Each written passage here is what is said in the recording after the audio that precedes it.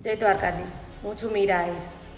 આજનો એક અનુભવ તમને જણાવવો છે, તેમજ આ વસ્તુનો જવાબ પણ જોઈએ છે. કારણ કે આ જવાબ છે ને એ સામાન્ય માણસ સાથે જોડાયેલો છે.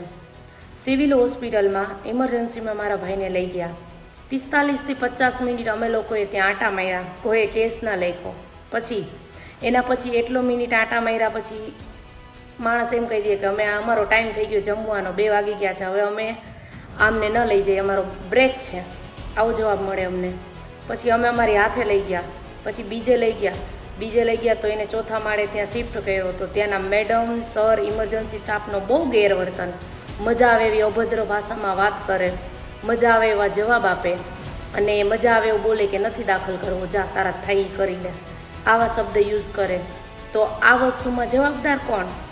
રાજકોટ સિવિલ હોસ્પિટલ જે છે એનું આ જ કામ છે? આવા સ્ટાફ સામાન્ય માણસ સાથે આવું વર્તન કરે તો શું આ ક્યાં સુધી વ્યાજબી છે? નોર્મલ પબ્લિક માટે ક્યાં સુધી આ બધું થશે?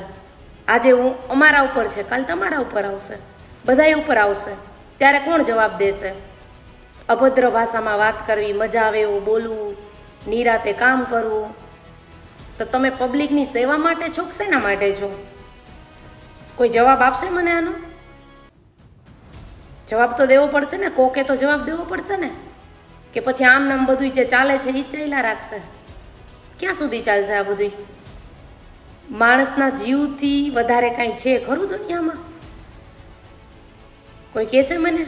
આ વસ્તુનો મને જવાબ જોઈએ છે. રાજકોટ સિવિલ હોસ્પિટલ, આ વસ્તુનો જવાબ જોઈએ છે મને.